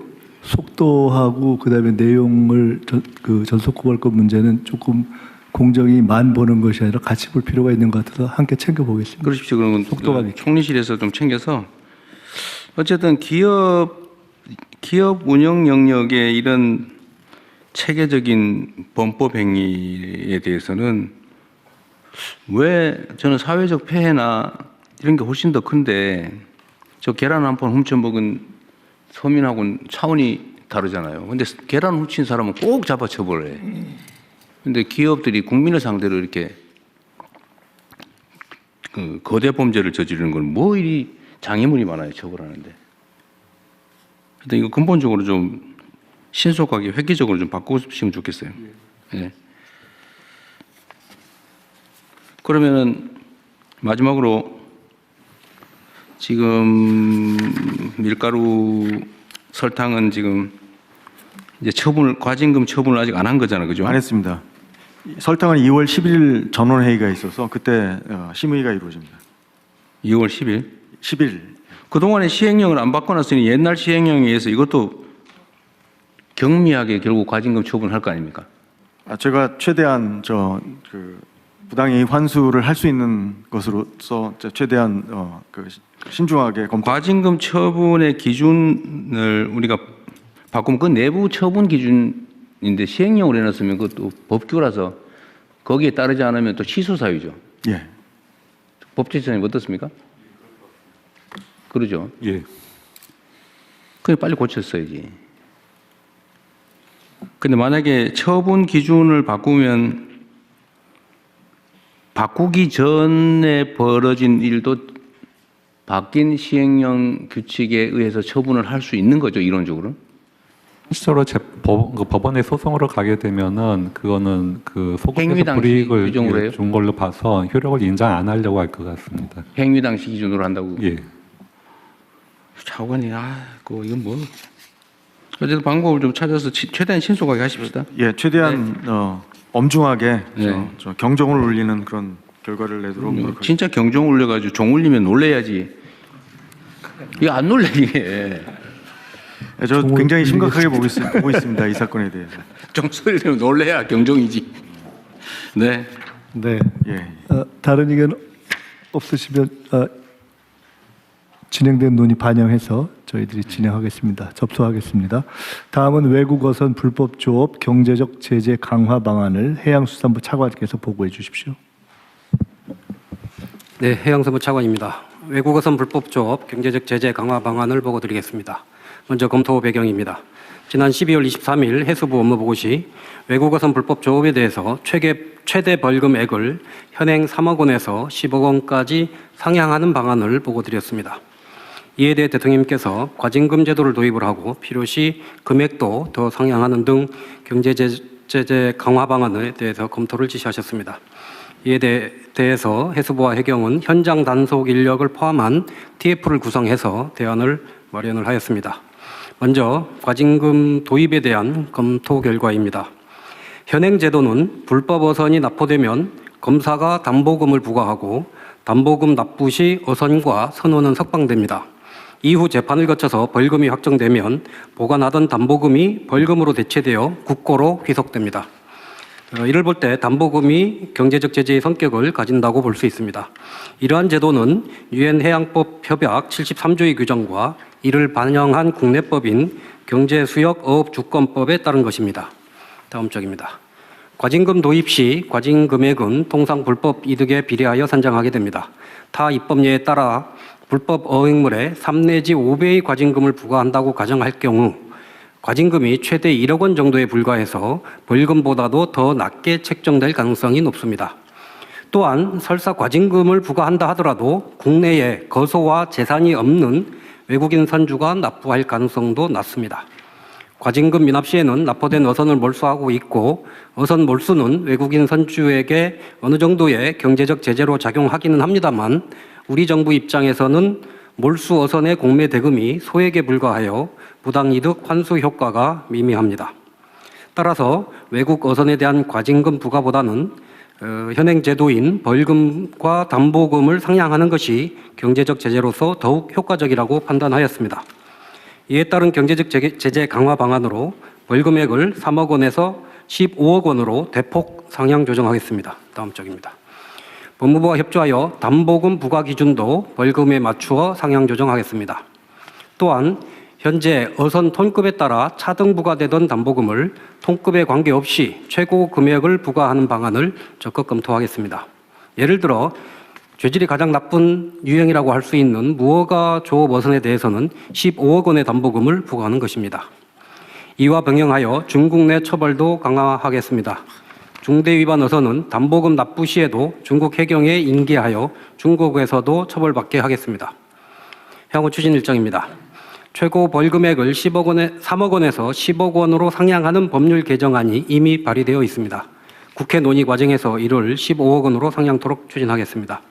또한 벌금 상향 시 담보금 부과액도 상향토록 법무부, 외교부 등 관계기관과 적극 협의해 나가도록 하겠습니다. 이상입니다. 이게 지금 중국 불법어선 문제는 중국 당국이 무슨 방임을 하거나 조장을 하거나 그런 건 아니라는 거죠? 최근에 많이 줄었습니다. 물론 근절되고 있다고 보긴 어렵습니다만 지난 한 몇 년간 추이를 보면 이제 그러니까 이게 중국 정부의 무슨 암묵적 방침이나 방임에 의한 것은 아닌 것으로 보여진다 그 말이잖아요. 네, 저희들 그렇게 판단하고 있습니다. 실제로 뭐 그런 것 같은데 중국으로 넘기면 실제로 처벌한다는 거잖아요. 그렇습니다. 최근은 그렇게 하고 있습니다. 그런데 이게 벌금을 상한을 높이고 벌금 상한액에 해당되는 담보금을 내면 사람도 석방해 주는 거고 배는 응유하는 거죠. 배도 보내요. 담보금을 납부하면 배도 보내줍니다. 배도 보내. 예, 그게 국제해양법 협약에 실제로는 이제 뭐 벌금을 내든 말든 되돌아보지 않는 거잖아요, 그죠? 그러니까 실제로는 담보금만큼 벌금이 선고되고 그럼 몰수되고 이제 종결하는 거죠. 그렇습니다. 그래서 그걸 15억으로 올린다. 뭐 그건 뭐 그렇게 하시면 될 것 같고 담보금을 올리기 위해서는 어떤 조치가 필요해요? 그건 담보금이라고 하는 건 어디에 근거한 제도예요? 그거를 시행하는 과정에서 담보금이라는 것도 그것도 법을 고쳐야 되는 거 아닌가요? 대통령님 네. 오른쪽입니다. 네. 해양경찰 네. 직무대행이 말씀드리겠습니다. 네. 일단 그 이지어업법에 벌금을 상한을 해놔야 됩니다. 그러니까 그건 해야 되는데 담보금 상향은 지금 말이 없어서 그거 법적 조치 없이도 법 개정 없이도 그냥 15억으로 벌금만 아닙니다. 개정하면 담보금은 15억을 할 수 있는 거예요? 담보금은 그 법적 성격이 벌금에 해당됩니다.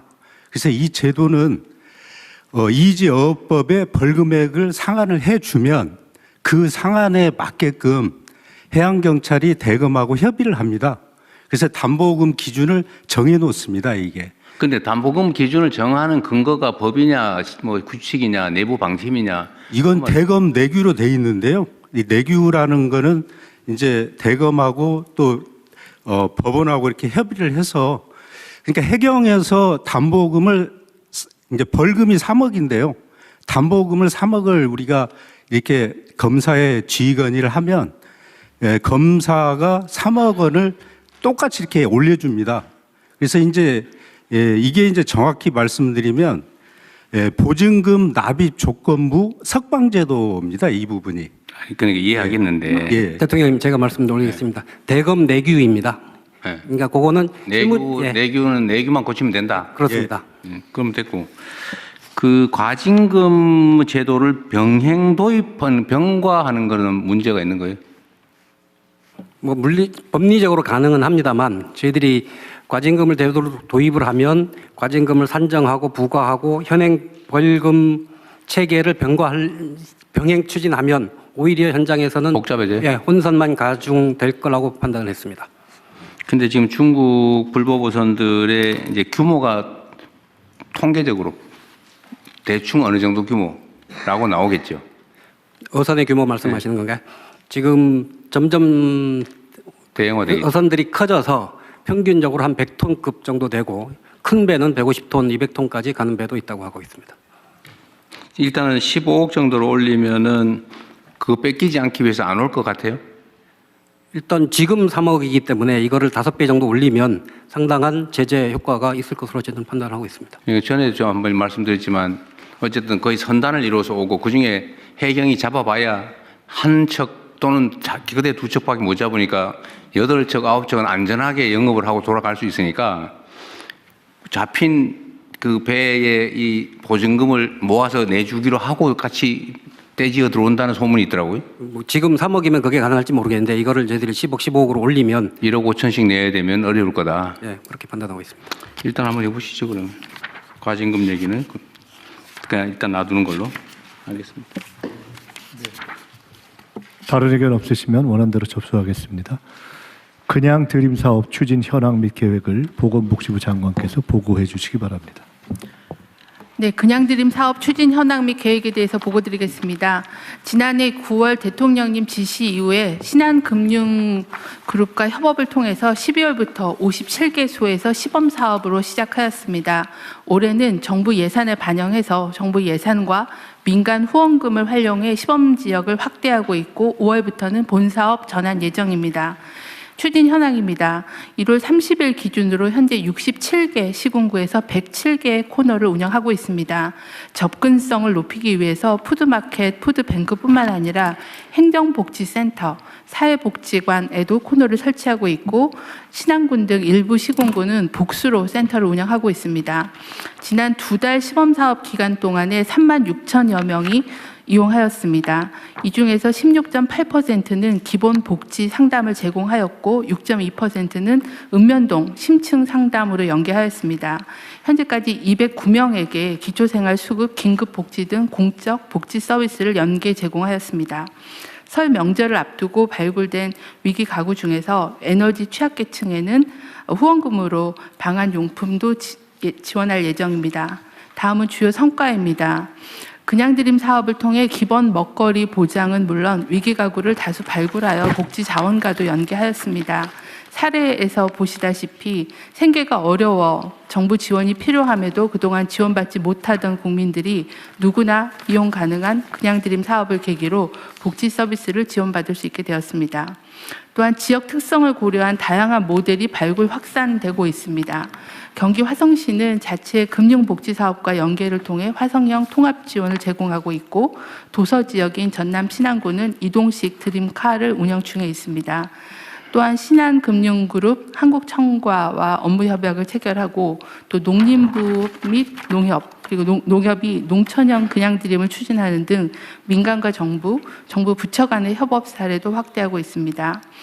시범 사업 과정에서 나타난 문제점은 신속하게 보완하겠습니다.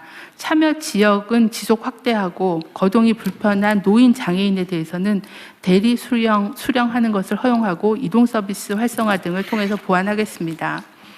노인 일자리, 자활 일자리를 활용해서 지원 인력 배치를 확대하고 현재 물량 부족이 가장 문제인데요. 전국과 광역 푸드뱅크의 여유분을 신속하게 재배분하고 민간 자원을 발굴하는 노력도 지속하겠습니다. 향후 계획입니다. 현장 성과와 한계를 면밀히 분석해서 5월 본 사업을 내실 있게 준비하고 그냥 드림 코너를 300개소 이상 확충할 수 있도록 하겠습니다. 협조 요청 사항입니다. 지방정부가 신속하게 사업에 참여할 수 있도록 행정안전부의 협조를 부탁드립니다. 신속한 코너 확대 등을 위해서는 추가 예산 확보가 필요합니다. 기획예산처의 협조를 부탁드립니다. 대국민 홍보 관련해서는 문화체육관광부의 지원을 부탁드립니다. 이상 보고를 마치겠습니다. 네. 이게 지금 전국이 시군구가 250 몇 개 아닌가요? 현재 시범사업을 하고 있는 데는 67개 시군구고요. 아니, 그러니까 107개 코너만 운영을 하고 있습니다. 226개 시군구. 17개 광역에서 228개입니다. 예. 기초 단체가 228, 네. 228인 것 같아요. 67개만 하고 있다는 거 아니에요, 지금? 네. 그럼 나머지는 지금 안 하고 있다는 거잖아요. 아니요, 현재 계속 준비 중에 있고요. 올해 예산이 반영된 거는 150개소까지 확대하는 거는 계획이 되어 있어서 순차적으로 사업을 진행하고 있습니다. 이거 실제로 예산도 거의 들지 않는데. 제일 많이 드는 거는 물품 구매하는 비용이 한 반 이상 들고요. 그 다음에는 이제 전담 인력에 대한 수당이나 인건비 지원이 좀 들어갑니다.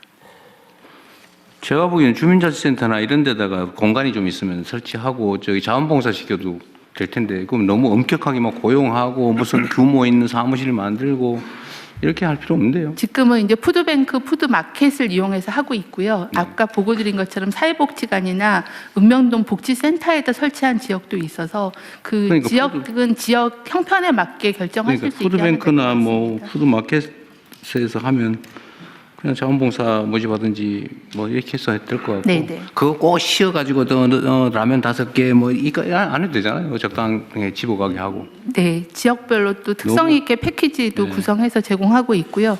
이제 아무래도 드리기도 하지만 2번, 3번 방문하시는 분에게는 좀 기본적인 복지 상담이나 연계를 하기 때문에 그게 필요하긴 그런 부분이 한데. 좀 인력이 들어갑니다. 그 말은 맞는데 그거를 못 하기 때문에 이 사업을 아예 시작 안 하는 것보다는 그걸 못 하더라도 음식물 교부 사업이라도 하는 게 낫지 않냐 네. 이런 말씀이에요. 네. 그건 보완을 해 나가더라도 이게 다 갖춰진 다음에 하겠다는 것보다는 낫지 않을까 싶어서 하는 말씀입니다.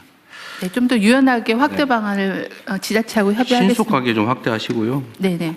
이거 사실 뭐 이거 먹고 살만한 사람들은 뭐 이런 거를 하냐 그런 거 하면은 무슨 복지병 걸린다 이런 소리 할 수도 있는데 굶어본 사람은 이게 뭔 일인지를 압니다. 이게 배고픈 게 얼마나 서러운지. 가족들 끌어안고 죽는 사람도 있어요. 먹는 문제 때문에. 저번에 무슨 탤런트 지망생, 배우 지망생도 하나 굶어 죽지 않았어요? 물론 오래전 일이긴 한데. 좀 됐죠. 어쨌든 그런 사람들이 있는 세상인데 하여튼 그 신속하게 좀 하도록 하십시오. 이거 행안부도 같이 해야 되는 거 아닌가요? 예, 그 중앙지방정책협의회를 통해서 이미 그 협조 요청을 했고요. 그다음에 최소한 올해 안에 시범 사업으로 100개소, 본 사업으로 150개소 정도를 확충할 예정입니다. 그리고 거기에 대해서는 또 이 반상회 자료라든가 그다음에 그 지방 정부의 주민들에 대한 홍보 자료 등에 그 홍보할 수 있는 것까지 시군구 단위로 최소 1개씩은 하게만 좀 네, 정해서 지금 거의 그렇게 250개 정도가 본 사업, 시범 사업을 추가 시행하게 되면 거의 한 곳 이상은 다 하게 될 걸로 보여집니다. 아니 그 250개라고 하는 데가 보니까 시군구의 절반도 안 되던데요. 한 군데에서 하는 데는 2-3군데씩 하고 막 그러더라고요. 아, 네네. 예, 최소 한 곳 이상 하도록 협조 요청을 하고 잘 하는 데 대해서는 특별하게 좀 보상도 지원도 해드리고 이거 돈 얼마 안 들거든요. 예. 좀 밀가루 담합한 거 0.1%만 추가하면 다 돼요. 네, 그리고 자원봉사센터 전국의 자원봉사센터를 통해서 자원봉사 인력도 적극적으로 참여하도록 하겠습니다. 그리고 이게 지금 현재 신한금융에서 3년간 45억 지원해주기로 했다는 거죠. 네네. 뭐 고마운 일이네요. 한국청과도 2억 원 2억 원 해주시고요. 계속 기업 후원에서 연계하는 거를 지속. 동아일보는 홍보를 해주기로 했다는 거고. 네네. 농림부하고 농협도 같이 하기로 했다는 거예요? 예, 농촌형 그냥드림 사업으로요. 저희 농업인 행복센터라고 있습니다. 그래서 거기 거점으로 해서 행복 체험이라는 자원봉사자들이 배달까지 해드리는 걸로 그렇게 준비하고 있습니다. 농협은 하나로마트 뭐 이런 시설이 있으니까. 예, 그렇습니다. 그걸 일부 활용을 예, 방법이겠네요. 맞습니다. 네. 다른 데도 좀 지원을 해주시면 좋겠네요. 네, 대통령님, 지식선처정입니다. 네. 우리 복제 대상을 먹거리 생필품에서 기술과 기회로 확대할 필요가 있다 생각합니다. 바로 이제 기술판 그냥 드림인데요. 현재 공공기관에서 많이 그 특허를 보유하고 있는데 3분의 2 이상이 활용되지 못하고 있는 상황입니다. 네. 이런 이제 미활용 특허를 중소기업이나 개인한테 과감하게 개방해서 어떤 기술 경쟁을 높이거나 기술 그냥 드림 사업도 한다는 말이죠. 예, 특허 개방 사업입니다.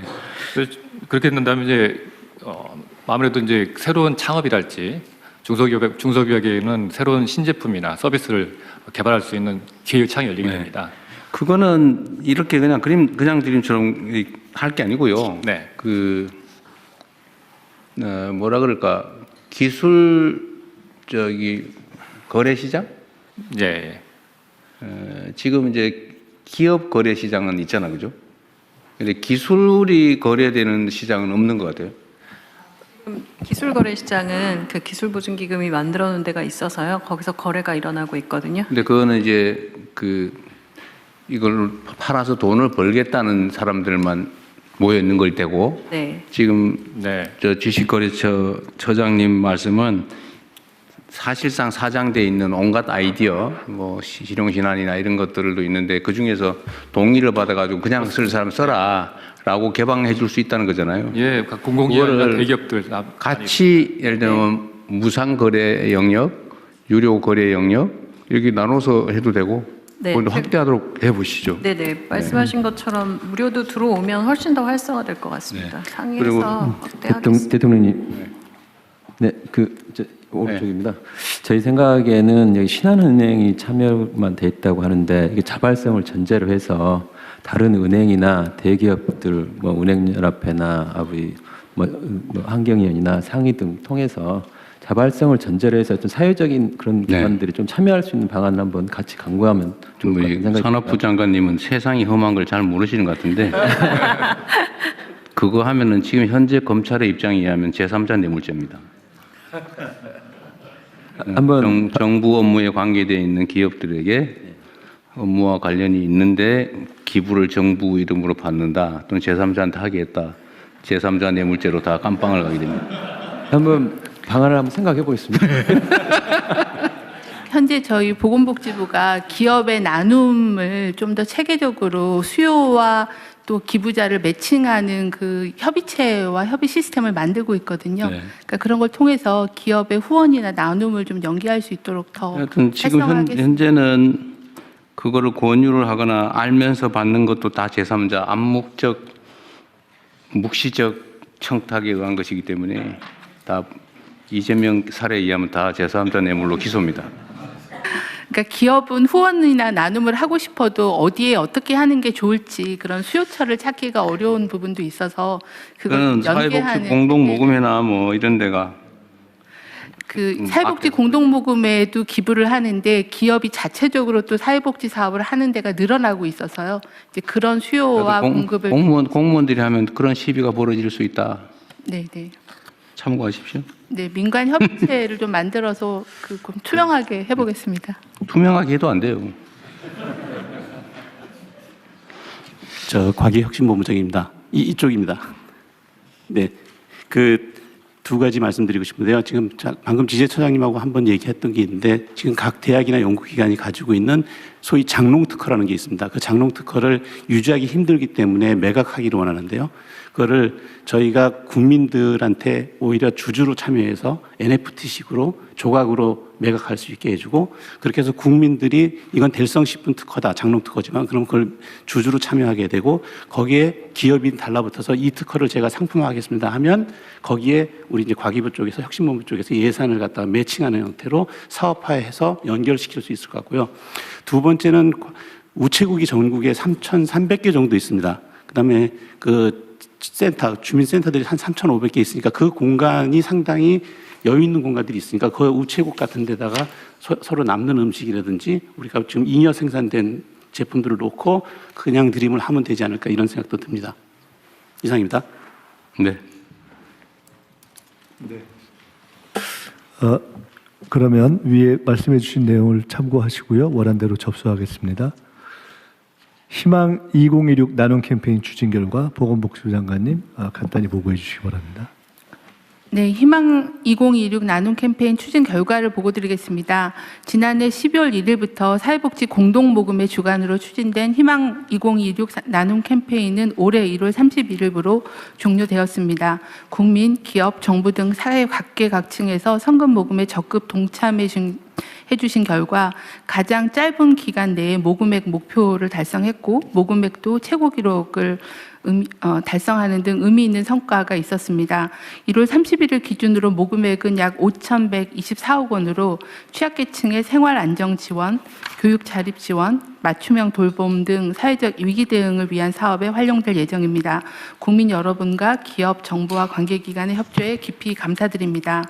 이번 캠페인은 종료되었으나 일상에서 어려움을 겪는 이웃들은 우리 주변에 많습니다. 나눔 문화가 지속적으로 확산될 수 있도록 국민 여러분과 기업, 정부의 관심과 나눔 참여를 부탁을 드립니다. 감사합니다. 네, 이거 정말 감사해야 될 일인데 그 경제 상황이 이렇게 나쁜데도 모금액이 사상 최고를 기록했다는 건 정말 대단한 일이에요. 우리 참여해 주신 분들한테 감사의 박수를 한번. 네.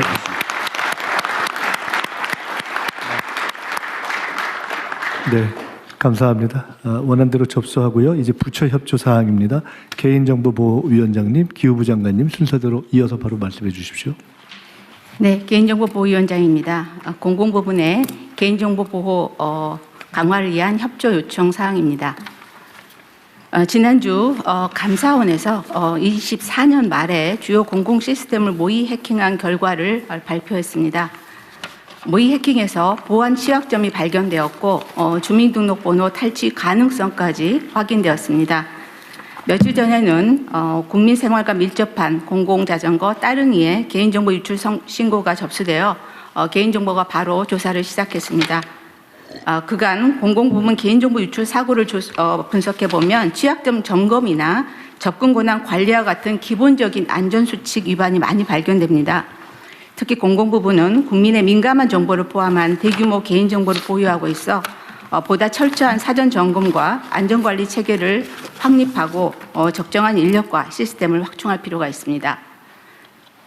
공공부문 개인정보 보유 현황 및 관리 체계를 간략히 말씀드리겠습니다. 25년에 공공부문이 보유한 개인정보 개수는 약 770억 건이고 공공시스템 중 57개 부처, 공공기관이 개인정보 보호법에 따라 중점적으로 관리하는 시스템이 382개가 있습니다. 개인정보 처리 시스템은 통상 개별 근거 법령에 따라 구축됩니다.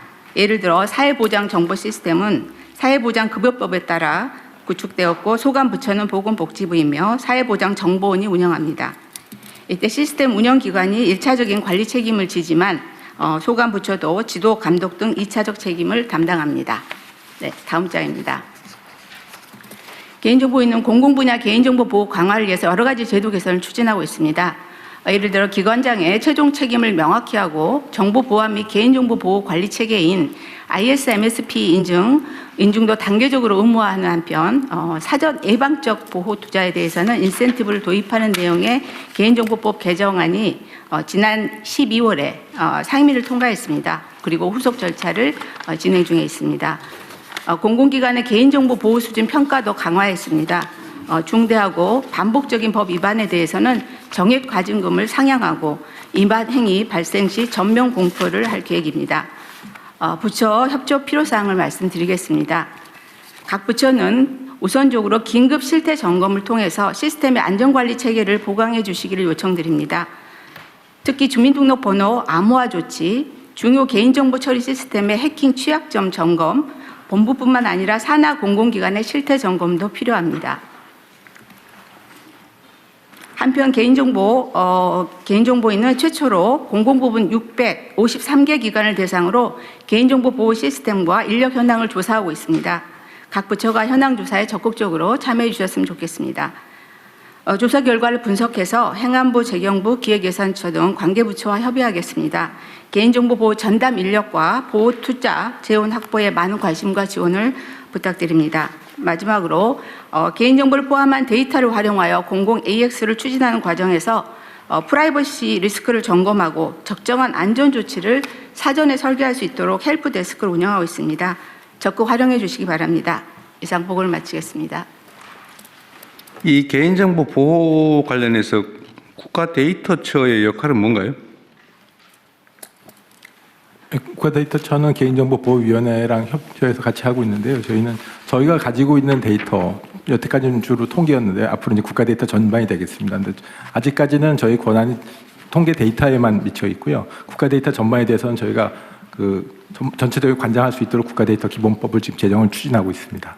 그 법이 다 제정되고 나면 그 법에 근거해서 개인정보보호위원회랑 같이 관리하게 될 것입니다. 원래 국가 데이터처를 만든 취지는 통계청 업무는 기본이고 각 정부, 각 부처들이 가지고 있는 또는 공공기관이 가지고 있는 데이터들을 좀 활용 가능하게 가공하거나 아니면 체계적으로 관리하거나 이 일을 하자고 만든 기관이잖아요. 네, 그렇습니다. 근데 그게 이제 국가 데이터 기본법을 만들고 난 다음에 비로소 그 일을 하게 된다는 거예요. 법적 권한은 그렇고요. 법이 제정되기까지는 시간이 걸리기 때문에 저희가 기본법 그 틀을 만들어서 지금 연구 용역이 진행 중, 관계부처 협의 진행 중인데 그 이전에라도 그 기본적인 역할을 할 수 있도록 하기 위해서 국가통계위원회 내에 특별 분과를 만들어서 그 업무를 지금 협의해 나가려고 좀 준비를 하고 있습니다. 자, 개인정보보호위원회는 정보보호 업무에 이제 특화되는 측면이 있는 거고, 그죠? 정보 보호 업무에 특화되어 있지만 동시에 또 안전하게 활용할 수 있도록 그러니까 어떻게 그건 보호책을 당연하고. 가져갈 건가 같이 보고 있습니다. 여기는 이제 보호, 안전 뭐 이런 게 여기에 중점이 있다면 데이터처는 활용에 중점이 있어야 되잖아요. 예, 그렇습니다. 그리고 이게 지금 보니까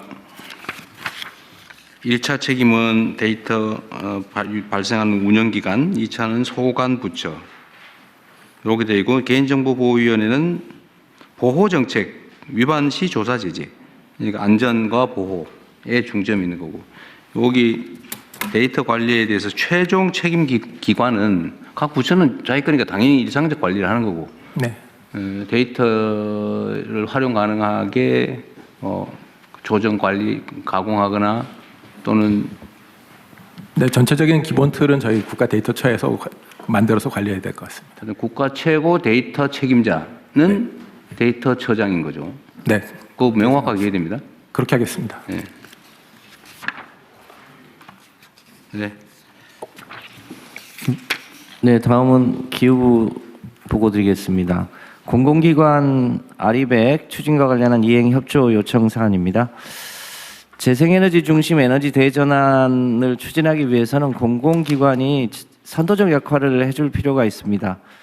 공문법상 경영평가를 받고 있는 공공기관이 총 88개가 있는데요. 그동안은 재생에너지를 늘릴 특별한 유인 효과가 없었습니다.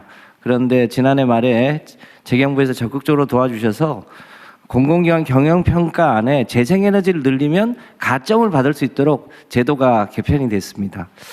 현재 현황을 대충 살펴봤더니요. 현재 공공기관이 재생에너지 전력을 사용하는 비중이 현재 14%인데 대부분 수자원공사가 하고 있고요. 나머지 87개만 평균 내면 2%에 불과합니다. 그런데 이제 국제 기준이 2030년까지는 60%로 늘려달라는 요청도 있고 해서 정부기관이 적극적으로 노력해서 공공기관이 60%로 늘려보려고 하고 있습니다. 잘 아시겠습니다만 코리엘이 가지고 있는 철도부지나 도로공사가 갖고 있는 도로부지, 또 농어촌공사가 갖고 있는 저수지, 수자원공사가 가지고 있는 댐 수면이나 이런 데들을 활용하면 얼마든지 공공기관이 노력해서 특히 태양광 중심의 재생에너지를 늘리는 것은 가능할 거라고 보고 있습니다. 이를 위해서 기후부가 공공기관 K 아리백 펀드도 조성해서 지원할 예정으로 있고요. 또 다음 주에는 정식으로 공공기관 아리백 출범식도 개최할 예정으로 있습니다. 이 점 감안해서 우리 각 부 장관님들께서 소속기관에 공공기관이 적극적으로 재생에너지를 늘릴 수 있도록 많이 협조해 주시면 감사하겠습니다. 아울러 햇빛소득마을, 바람소득마을도 적극적으로 추진될 수 있도록 도와주시면 대단히 감사하겠습니다. 이상입니다. 네. 햇빛 소득, 바람 소득 사업은 아주 자잘한 사업이 전국에 산재하게 되는데, 하여튼 손이 많이 가는 사업이죠. 그렇습니다. 행안부, 그다음에 농식품부, 이것도 속도를 좀 챙겨주시기 바라고요. 그리고 하나는 이게 당연한 얘기일지 모르겠는데 이제 소규모 태양광 발전 사업소가 여러 군데 있게 되잖아요. 이렇게 되면 이거 하고 대규모로 발전 시설을 만드는 경우에 생산 원가, 발전 단가의 차이가 어느 정도나 할까요? 지금 뭐 해외는 그렇게 하면 되게 킬로와트당 50원 선까지도 떨어지고 심하게는 30원까지도 떨어지는데요. 우리나라는 대규모로 하더라도 80원에서 100원 사이인 것으로 보여집니다. 그런데 보통 100kW 정도 하거나 1메가 정도 하는 거는 1메가 정도 하면 우리 제품으로 할 경우에 12억에서 13억 정도 들어가고요. 중국산으로 하면 10억 정도 들어갑니다. 30% 정도, 20% 남짓 더 든다. 그렇습니다. 근데 우리 제품으로 1메가 하는데 12, 13억 정도면요. 그럼 킬로와트당 단가는 얼마예요? 그렇게 하면 이런저런 거품을 빼고 하면 사실은 100원에서 120원 정도면 가능한 수준입니다. 그래서 태양광은 조금만 더 노력하면 100원대 이하로 낮출 수 있다고 판단하고 있습니다. 보통 태양광 발전하면 소위 지대 있잖아요. 임대료, 땅값, 네. 땅 임대료, 기회비용. 이게 우리나라 땅값이 비싸서 그게 꽤 높을 거 아니에요? 그러니까 일반 개인 사업자가 임대료 내고 진입료 내고 또 은행에 이자 내고 또 자기 수익 다 계산해서 지금 거품이 좀 껴 있는데요. 이번에 햇빛소득 마을 같은 경우를 추진하면 그 소위 토지 비용이 많이 안 들 것이기 때문에 얼마든지 이 총량은 늘리면서도 가격은 낮추고 그 소득은 주민들에게 돌아갈 수 있도록 하면서도 이 재생에너지 산업도 키우는 이런 선순환 구조를 정착시킬 수 있을 거라고 판단합니다.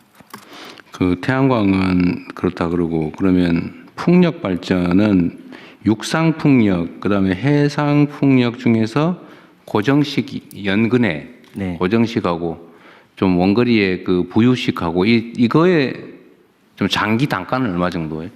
현재 부유식은 실제로 한 400원, 500원 선까지 현재 상태로?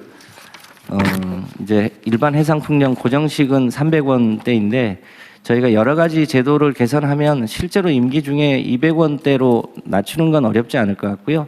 궁극적으로 150원대까지 해상 풍력도 낮출 수 있다고 판단하고 있습니다. 지금 육상 풍력은 이미 180원대, 170원대까지 진입을 했습니다. 그래서 육상 풍력도 가격을 더 낮출 요인이 있어 보이고요. 지금 산업용 전기료가 180원이거든요. 그 수준보다 조금 더 낮춰서 재생에너지가 늘어나면 전기료가 올라간다 이런 프레임은 바꿀 수 있을 거라고 판단합니다. 재생에너지 중에 하여튼 제일 싼 거는 태양광인데 태양광은 낮에밖에 안 된다. 그렇습니다. 근데 풍력은 밤에도 발전이 가능하고. 네. 태양광도 ESS 겸용으로 하더라도 1메가에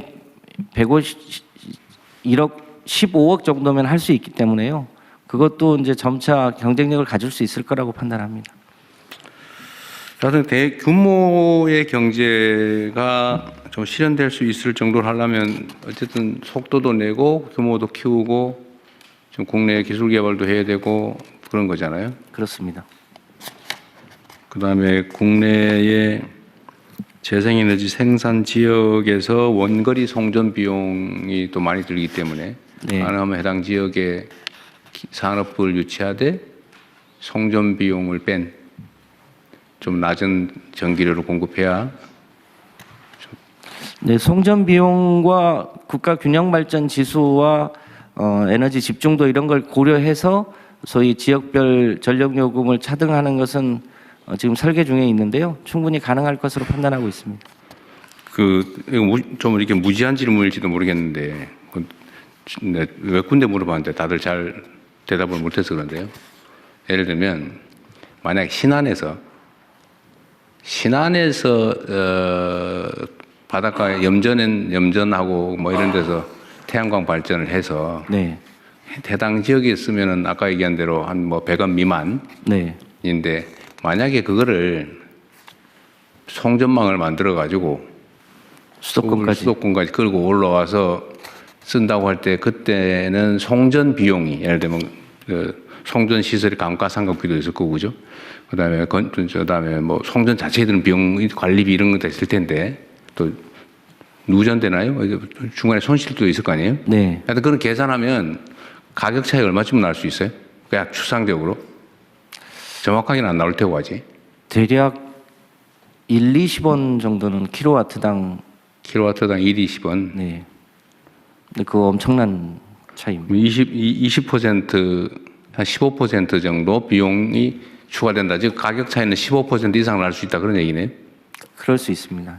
실제 비용만? 네. 참고로 물어봤습니다.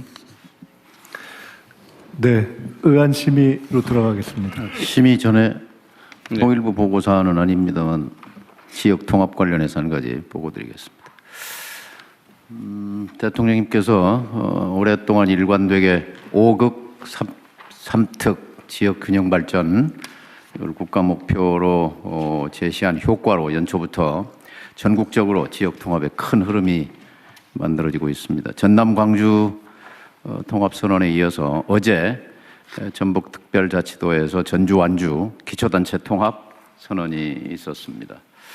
전주 완주 통합은 지난 30년 동안 수건이었습니다. 근데 번번이 3번 실패했었는데 대통령 덕분에 어제 완주 지역구를 갖고 있는 안호영 의원이 결단하고 전주 국회의원들이 함께 통합 선언을 했습니다. 때 맞춰서 어제 총리께서 5급 광역 통합에 대한 지원에 비춰서 3특에 대한 통합에 불이익이 가지 않도록 하겠다 하는 정부 방침을 하셨는데 지역에 기대가 큽니다. 한 가지 건의드릴 것은 지난번에 광주 전남 통합을 격려 응원하기 위해서 청와대 초청 오찬을 주셨는데 비례해서 전북특별자치도도 그런 기회를 좀 주십사 건의를 드립니다. 네. 어떻게 주시겠습니까? 나중에 판단해 볼게요. 네, 진행하겠습니다. 예, 의안 심의는 비공개로 운영되오니 언론인 여러분께서는 협조해 주시기 바랍니다. 국회 본회의를 통과하여 정부